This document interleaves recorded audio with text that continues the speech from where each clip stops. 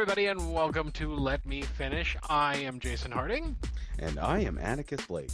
And the premise of our show is very simple. Atticus has 30 minutes to tell a story, and I have 30 minutes to prevent him from finishing within that time period. If at any point you hear this sound, that means that Atticus has gone over time and I have won. If, however, he finishes in time, he has won. Do you have a story for us this week, Atticus? Oh, I do. Oh, I hope it's a delicious story. It is. Okay, unnamed fictional referee, ring the bell and let's get ready for a story. Okay, so I wanted to tell you about the story of that time I came out to my father. Okay, I'm not gonna make a joke. This is a serious topic. No, This make is jokes. important. I'm not gonna make a joke about you coming out to your dad. This is like gravely serious for lots of kids and lots of people throughout. There are people who have never come out to their parents. So Yeah, I will only make jokes later on. When it's really horrible to make a joke, when you said, and then me and my father cried, that's when I'll make a joke. Well, how long ago was this? This was 12 years ago. Ooh, so you were 3. How old you were? I just realized. 22 years old. 22, a young noodly 22. You could drink. Were you drunk? No, and noodly is the perfect word because it doesn't begin with me coming out to my father. What it begins with is losing my heterosexual virginity to my ex-wife. Wait, you lost your heterosexual virginity and you went, "Yep, I'm gay," and you went straight to your dad and said, "I'm gay, Dad." No, it's a little more than that. Okay. I want to make a story here. All right, go for it. Who did you lose your hetero virginity to? My ex-wife. Oh, can we call it just straight cherry? You lost your straight cherry because hetero virginity is a little long. I don't really care. Okay, I'm gonna call it straight cherry, which would also be a great name for a rock band in the 80s. Ladies and gentlemen, Straight Cherry.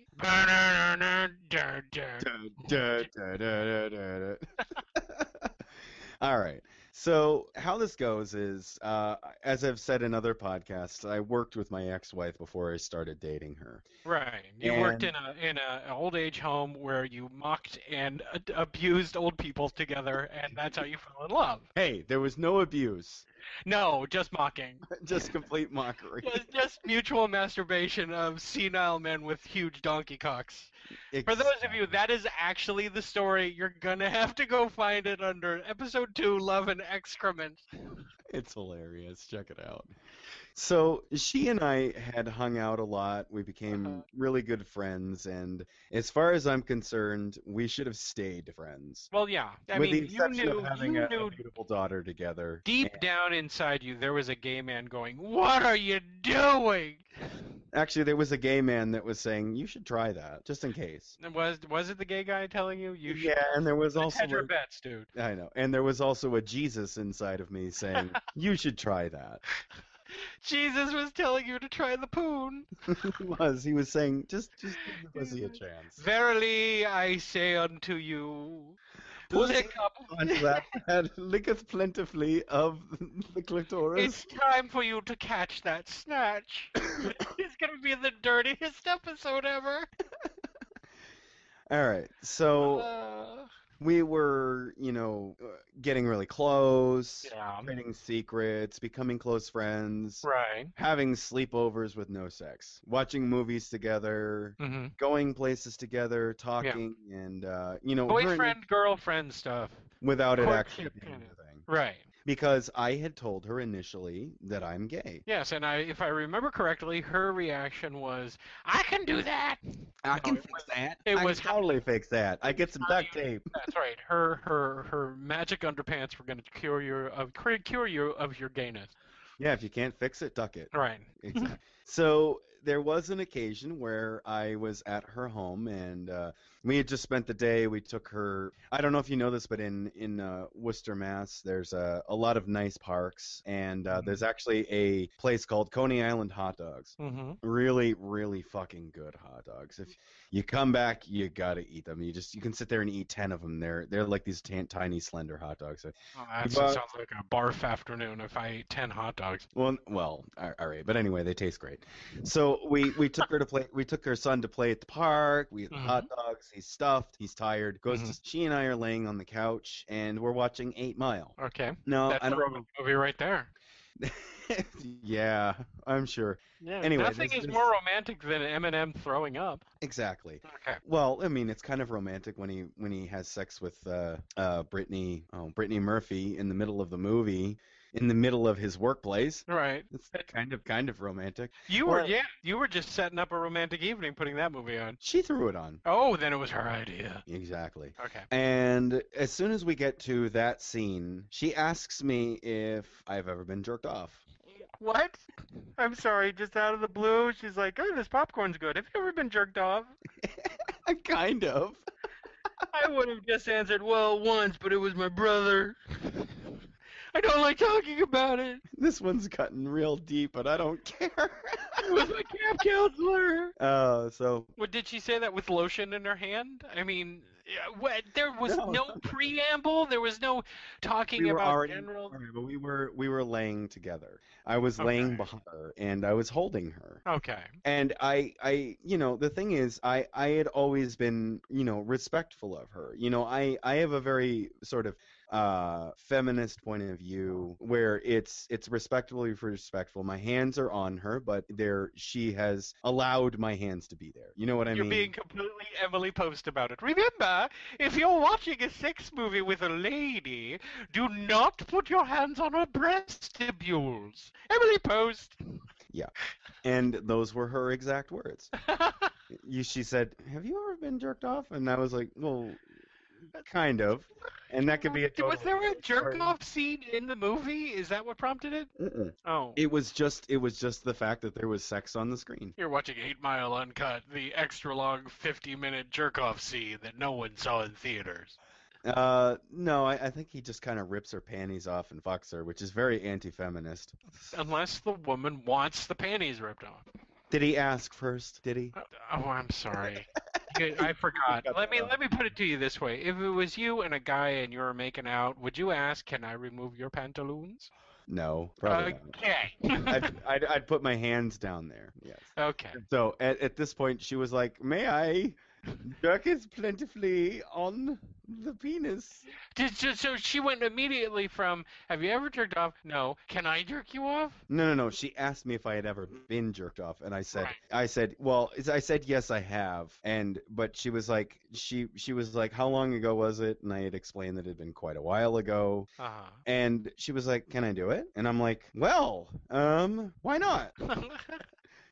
I'm going to put my scientist hat on because this is a big experiment on my part. Exactly. So she immediately, the belt buckle click, put her hand in my pants. Mm-hmm. And of course, I mean, boy, this is getting an explicit rating 5 times over.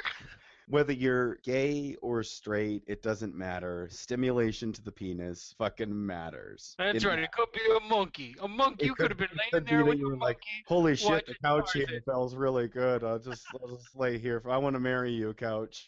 No, Bobo. I don't feel. Oh, never mind. Just go ahead. No teeth. So I was like, oh my god, it's working. All right. So this was the thinnest thread, and you were grasping it with both hands. I was like, oh, well, that feels good. I guess I'll just. Mm-hmm. And she took both of my hands and put them on her breasts while she did this. Okay, so this obviously getting worked to a point where eventually we are happens.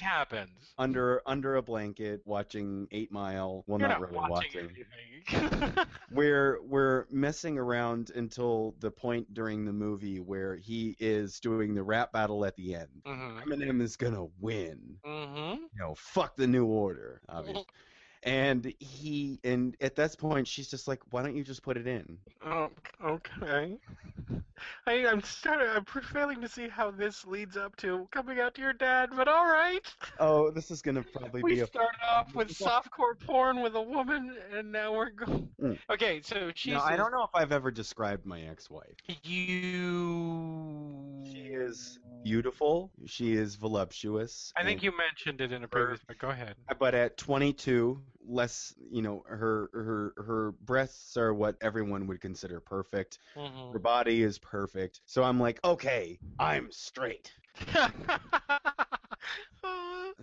You're just wasting that perfect woman. And I have sex with her, unprotected, and it lasts 3 seconds. No, I'm sorry, more like 3 or 4 minutes. But yeah, Okay. it was unprotected. Right. And I did pull out, but it wasn't enough. Okay. Just keep going. Just keep pushing forward. Keep pushing forward. We gotta get past this part to get to the point of the story. Just keep going. Okay, so the point of the story. Well, I mean that comes later. Why are you telling me to go To where I'm all the supposed to kids go? that are listening, number one, if you think you're gay, you probably are, so don't do this. Number two, if you do this, please Wear wear a condom. protection. This is another point where I'm like, why is Addie alive for me to talk to?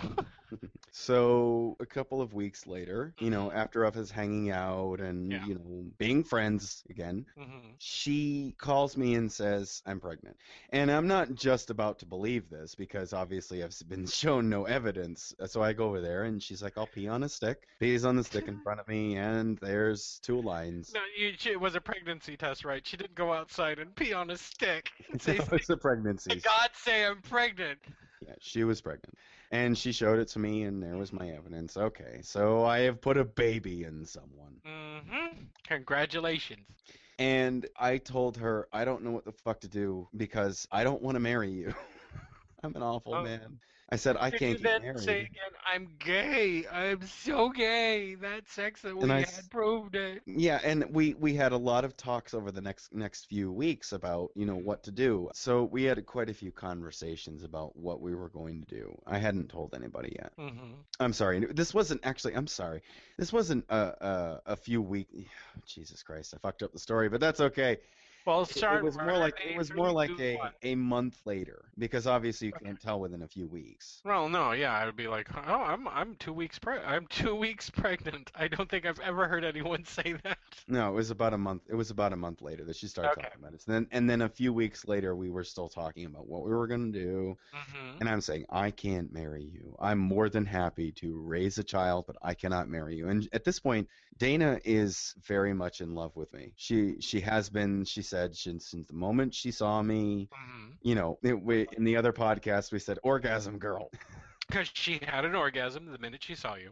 And I don't know where to go with this. We're just friends, and I like her. I care about her, and now my retarded progeny is in her stomach, and it is writhing to be raised. Ew, what a horrible metaphor. That's so gross. It's wriggling to be raised up. Like a moray eel. Oh. She and I decide to go and visit my friend Bilbo. Okay. And Bilbo is dating someone that is really cool. He's married to her still now. He has 2 children with her. They're adorable. They have a great life now. But then they were just like, well, we're fuck buddies that live together. Oh, okay. So they were doing the whole, we're not having a relationship. We just screw around and have fun. Yeah, and they have the coolest relationship because it's all together. Okay. And she and I decide to go visit him because she's never met him.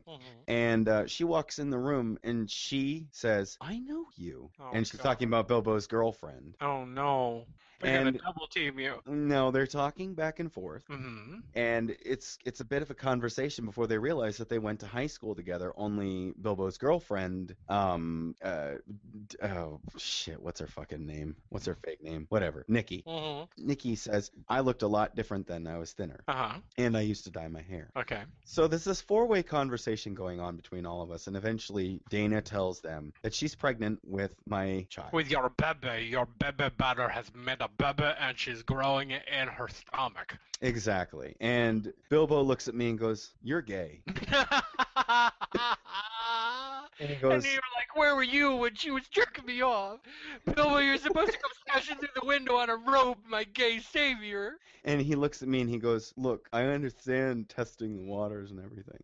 I get it, but why didn't you wear a condom? I always wear a condom. I wear a condom still, and we've been together for like..." I'm wearing a condom right now. I'm wearing one right now just in case it catches my semen. I always wear one. I hate dirty underwear. Exactly. And Uh, we're all laughing and being stupid, and three of us are having drinks, and Dana's sitting there, and we're all talking. He's drinking for two. And I think that the conclusion that she had come to during that conversation was, the only way I can really know if he is gay is if he will come out to his father, because that's where the conversation went. Well, because coming to your dad? she wants to truly know that she cannot have me. Oh, okay. So she wants, like, she needs iron. This is me thinking 12 years later, me thinking about what she was possibly thinking. With a more adult mind, I'm considering this is probably what she was thinking. If he comes out to his father, then I know that I can't have him, in which case there are some options that I have about what I should do with this child. Right. And, Bilbo looks at me and he goes, "Well, yeah, why haven't you come out here, Dad? Weird. And you should also tell him that you got a girl pregnant, you fucking idiot." Dad, I have 2 bits of information that are going to be extraordinarily confusing. 1, I got a girl pregnant. 2, I'm gay. Which one do you want to tackle first? Exactly. Oh, and I forgot your birthday? This was probably in April of 2002. Okay. Oh, no, 2003. Okay. Because I remember, then it was 11 years ago. Whatever, it doesn't fucking matter. I hate the timetable because it always makes me think weirdly about it. And you hate things that make you think.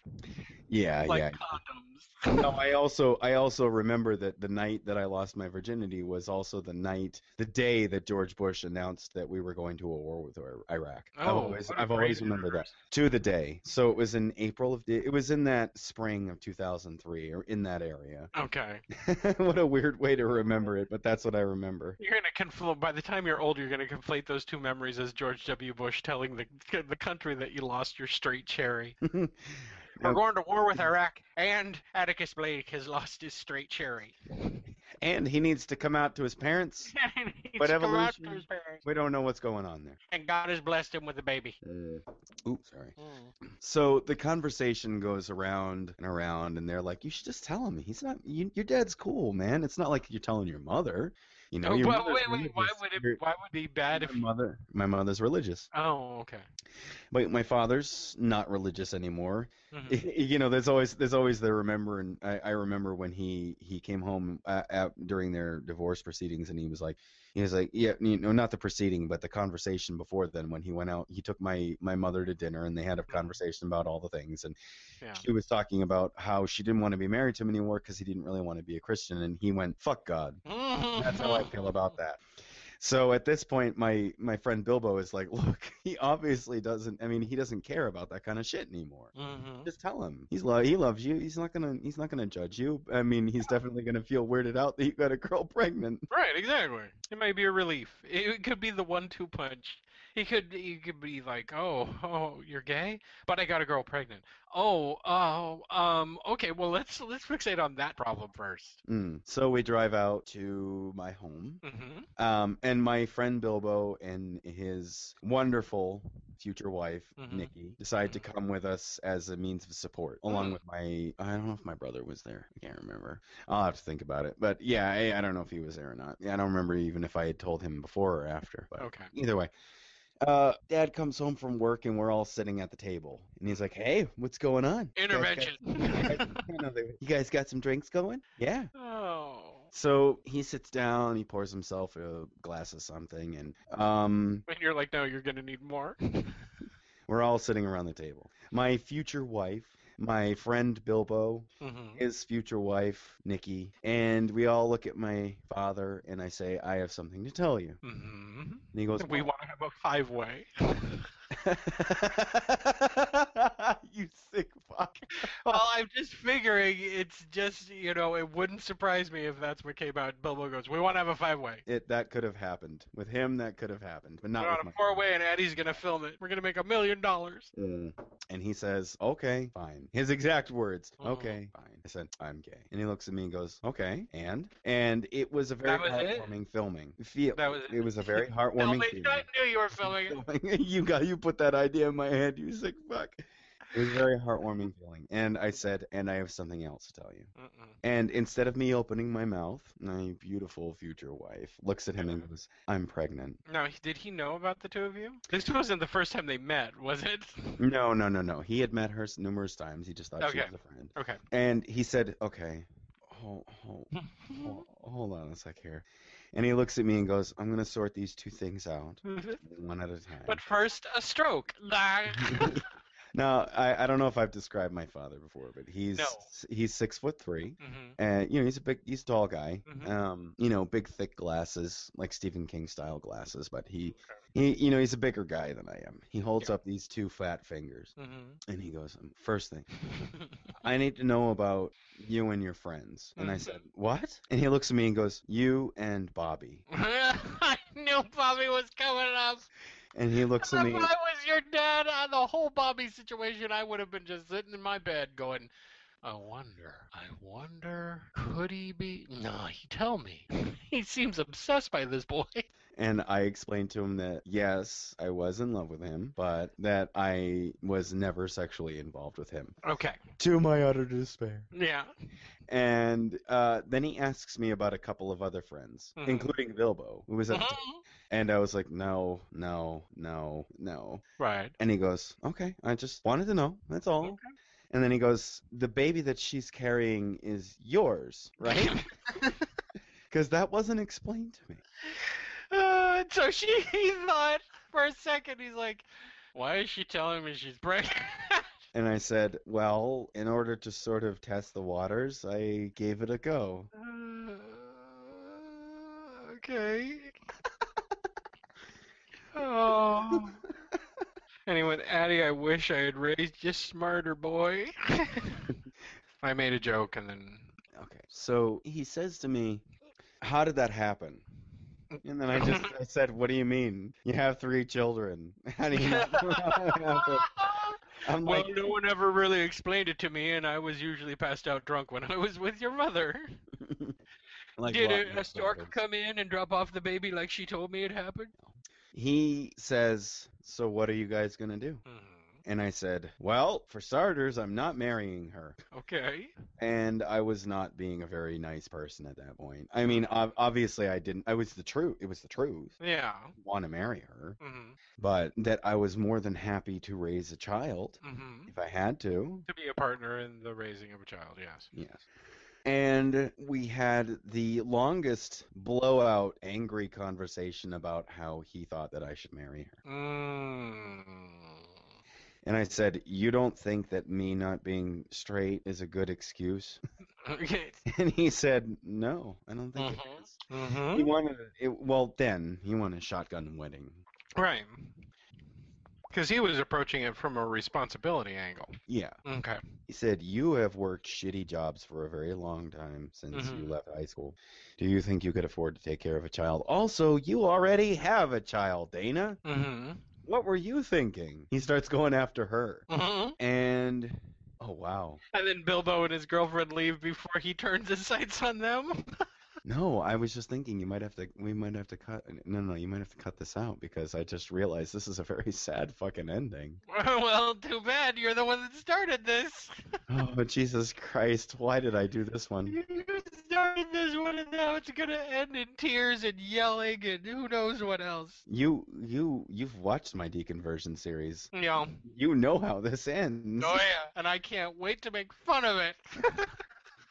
So I've been sharpening my fork and knife of satire this whole time. Okay, so you guys are now having a fight because you're like, no, I can't marry her because I'm gay. I know I got her pregnant in a straight way. I don't know how you get someone pregnant in a gay way. I guess it would involve a turkey baster. Well, if you have an erection and you walk into a vagina. Yeah. That happens. Oh, that's I'm right. I not. remember that in That's a, sex that's ed a, school. that's a thing. I mean, being gay Kids doesn't don't mean you're walk. incapable of having sex with No, a no, that's no, female. You no, know. no. But he's very Um. much your dad's being a dad. He's like, you're responsible, and you're gonna have to marry her. Yeah. Okay, so Well, the because fallout is not about you being gay. That has become superfluous. What the yeah. main juxt is you need to be responsible Yeah. from his perspective, and responsible from his perspective is you're gonna make a wife of this woman, and that'll be the end of it. And Now you'll you're gonna secretly take care of this child and shut the fuck your you're mouth. gonna take care of the child. You're gonna secretly have shameful gay sex in secret for the rest of your life. I didn't have any. I was terrible. No, you weren't terrible. You Being the are, horrible part. yeah, you were being So honorable. I told him no. He stormed off because Okay. he didn't want to start, punching things. hmm And I drove her home, and she said, "I think you're a bad person." Ooh, because you didn't want to marry her, or My feelings at the time were not reciprocated. okay. Wait. Whose feelings at the time? My Hers were. her feelings were not reciprocated by me. Oh, well, And yeah. I mean, trust that me, would you be can kind you of. can hear the shame in my voice. Well, no. Here's the deal, though. It's not like you hit it. Okay. Number one, it's not like you were like, no, I'm totally straight. It's so cool. I could go either way. You didn't do any of that. You were upfront with her from the very beginning, and then after the incident, you went back to being friends. She's the one that was in love with you. But You I were the did one. have sex with her. That's true, but it was that one time. It was that one time, and you were confused, and if I don't want to make her sound horrible, but in some ways, she was very much kind of manipulating you into sex. She knew Um, you were upfront with her from the very beginning. I'm gay, and her response was, "Are you sure?" No respect for what you had to say in regards to that. So I'm also saying this with the knowledge that you guys were 22-year-old pukes who didn't know what you were doing on either side. exactly, There was a lot of exactly. confusion going on. So as far as I'm concerned, you may feel shame, and that is to your credit because I think that you're a decent person, unless you're calling me too. I And so you feel guilt and some remorse for how you're behaving. However, you're 22 years old. You are now facing marriage to a partner that you don't really find sexually attractive and will never find sexually attractive unless the sex change fairy pops up after the birth and goes, "You have a penis now." Bring. So, yeah, it's not. She turns to you and she says, "I think you're a horrible person." And you could have just as easily said, "Well, I think I've been manipulated, madam. Good day." And you could have slammed the car door. Well, the car door was slammed, but not by me. Okay. She went into her home, hmm and I went home. Right. And I get a call the next day. hmm I don't want to have this baby. Mm. And at this point, all of the things that I've been taught as far as being a Christian hmm come into play. All of the alarm bells start going off because the big A word has been mentioned. Exactly. It is the worst thing in the history of Christ history. comes running out of your subconscious. Whoa, whoa, whoa, whoa. Now, I may have told you to scratch that snatch, but there is no way that there's going to be an A word in this conversation. Exactly. Okay. And I said, So, wait, Christianity got you into it, and now Christianity is not going to allow you to explore that part of it. Exactly. Okay. And she comes over and we talk, and crazily, we have sex again. Oh, Attic, what are you doing? Well, I guess you figured, well, I can't get her double pregnant. Exactly. Well, technically that is possible, but either Yeah, it's possible, but I mean, jeez. because, well, Because you were feeling guilty. she put her mouth on me, and well, Oh my god. you know how that feels. Don't Yeah, I worry. do. Yeah, I understand, but I'm a straight man. Mouth, dude, the penis, it just reacts. Okay, so now you've had guilt makeup sex after the big fight. And she still wants to have an abortion. Okay, and she still wants to have a procedure done. Yes. Okay. I love how you put it. A procedure done. No, I mean, I don't want to have to keep saying abortion over and over. I don't know what is going on in my mind. Mm-hmm. And I say, if you do that, I will never talk to you again. Oh, okay. So here's where you're gonna hate me. This is the part where it's You like, keep saying that, and I still keep not hating you. So, I know. Well, if anybody's listening that hates me, I understand. It's okay. I said, if you do that, I will never talk to you again. I will not. And she said, well, I've already scheduled the appointment. Mm-hmm. And it is next week. And it had to be in a different state because I believe in Massachusetts at that point you couldn't have legal abortion. I don't remember. Or her procedure was being done there because that was her an OBG clinic / abortion clinic because women actually go there because they have the OBGs there too. A women's health clinic. Exactly. Okay. And she says, you're going to drive me there just so we can continue to think about it all the way up until the point we get there. Okay. And I understood her reasoning. And I was like, I get you. I understand. Mm-hmm. We get there, and one of those people is outside with their fucking car with a sign with a picture of an aborted child next to a dime. Oh, you mean one of those pro-life, anti-choice, this is incredibly important to me that I'm dedicating my life to staying outside of a clinic to dissuade people from doing things. Okay. I even remember he was talking to somebody, and they were kind of having a passive-aggressive conversation. Oh, and to top it off, he was a man who had a really ferocious opinion about a woman's health issue. Okay. Exactly. Well, I think the other man was pro-choice. Okay. So they were partners in her little red Hyundai Elantra.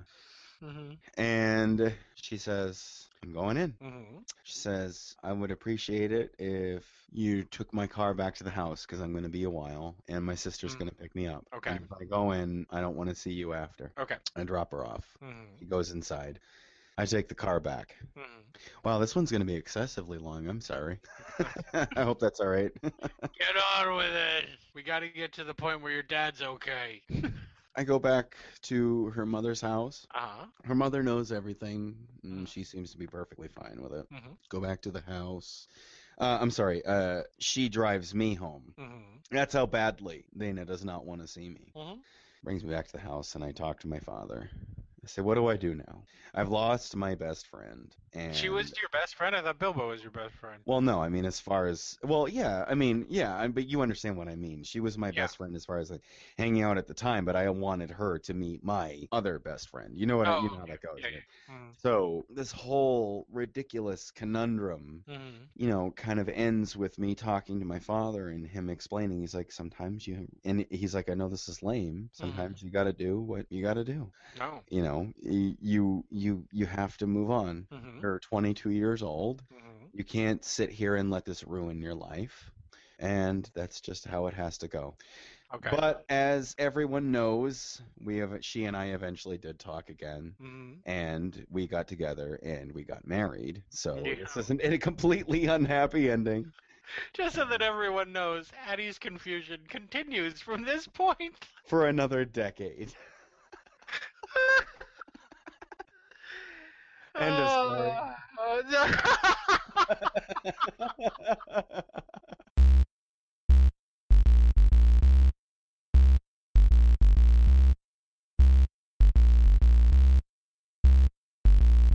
Well, that was a story. Holy shit. Talk about a story that leaves so many unanswered questions. Oh, I can keep going.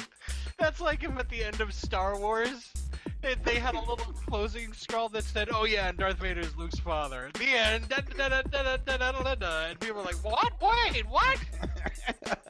It's so wonderful. And you won't hear from me for another 3 years. All right, that's the whole story. Did Addie finish in time? I don't know. He doesn't know. Nobody knows.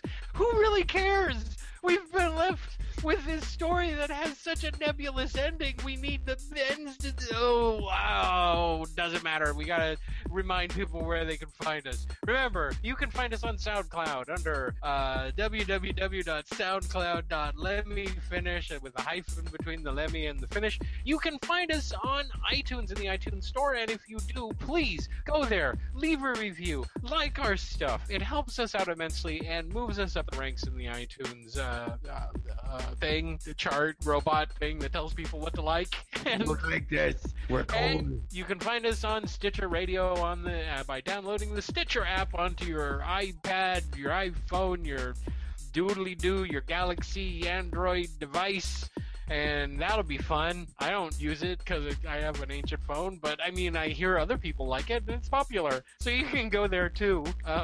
Thank you all for tuning in and making this show as popular as it is.